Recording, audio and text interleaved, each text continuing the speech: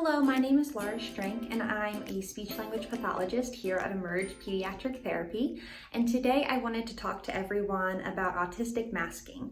So masking is when an autistic person, whether consciously or unconsciously, represses their natural instincts and desires in order to fit in with the neurotypical world.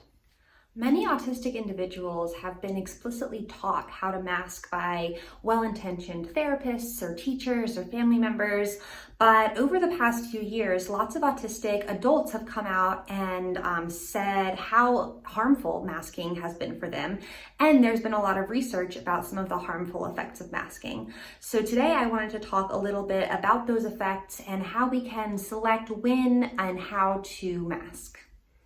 Masking can include a variety of behaviors, including repressing stimming, forcing your way through intense sensory discomfort, forcing eye contact, or even scripting through conversations. And people mask for a variety of reasons, including wanting to fit in, have that sense of belonging, wanting to feel safe, wanting to be successful in their relationships or at work, just to name a few.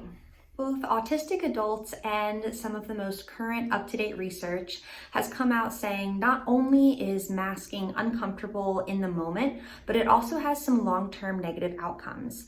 These include autistic exhaustion and burnout. It can lead to increased frustration and also have some pretty intense psychological effects, including increasing symptoms of anxiety, depression, and even contributing to suicidal ideation. So what can we do to help our children who may be autistic navigate a neurotypical world and learn the effects of masking and when they may or may not want to mask?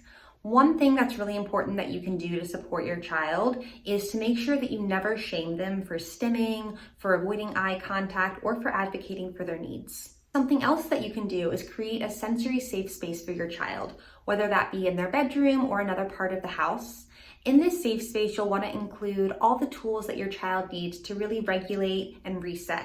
So this could include a weighted blanket or some sort of visual tool.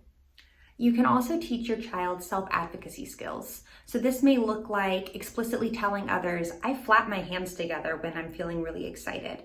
You can also model some of these skills. So when you come home after a long day at work, you may say, wow, I talked to a lot of people today and I'm feeling really tired. I'm gonna go to my sensory safe space and I'm gonna just relax and not talk to anyone for 30 minutes to help me reset. Something else to keep in mind is that you'll want to provide some supports to your child in case they're having trouble accessing verbal language in order to advocate for themselves. So this could include the use of visuals or alternative and augmentative communication systems.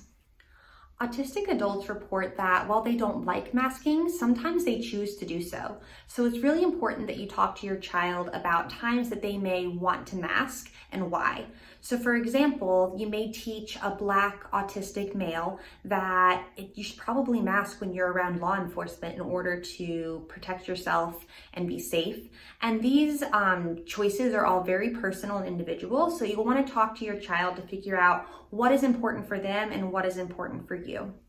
You'll also want to educate the people around you, whether that be your child's teacher or other family members, about their unique listening needs and sensory needs. You also can help advocate for the autistic community as a whole, because we are really striving to teach others that just because something is different doesn't mean it's disordered or wrong. And right now we operate in a neurotypical world where those neurotypical expectations are what's expected of everyone.